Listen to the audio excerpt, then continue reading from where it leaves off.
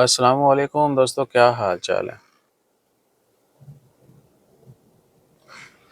سر سلام، وعلیکم السلام۔ آپ کے حساب سے پاکستانیوں کے لیے بزنس ویزا بند ہو سکتا ہے ان فیوچر؟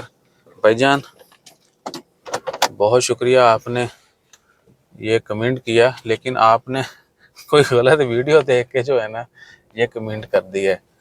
ایسا کوئی شارٹ نہیں ہے، اور ان چیزوں کا علم ہمیں نہیں ہو سکتا ہے۔ ہاں، حالات بھی ابھی ایسے کچھ نہیں ہیں، کیونکہ ہم پہلے ہی عمان میں بہت کم ہے، اور بس چل رہا ہے، ٹھیک ہے، سب ٹھیک ہے۔ بزنس ویزا جو ہے وہ گورنمنٹس بند نہیں کرتی۔ بزنس ویزا گلف میں ابھی تو نہیں ہوں گے، چانسز ہی نہیں ہیں، بلکہ زیادہ سے زیادہ لوگوں کو موٹیویٹ کیا جا رہا ہے اور لوگوں کو مزید سہولیات دی جا رہی، یعنی نظام سسٹم سب کچھ بہتر سے بہتر کیا جا رہا ہے، تاکہ لوگ آئیں، ایٹ لیسٹ کمپنی تو رجسٹر کریں نا، ادھر آ کے ان کو آنے کے لیے، جانے کے لیے، رہنے کے لیے کوئی مسئلہ مسائل نہ ہو۔ سو ویزا بین والا تو بزنس ویزا بین کا تو کوئی تک ہی نہیں بن رہا۔ ہاں، جس طرح بنگلہ دیشوں کے ویزا بین ہوئے، اس کے بعد لوگوں نے پھر منجن بیچنا شروع کر دیا۔ تمباکو کا آپ کو پتہ ہی ہے، ٹھیک ہے کہ جی بس جلدی کر لو، یہ بھی بین ہو جانا، ایسا کوئی شور نہیں۔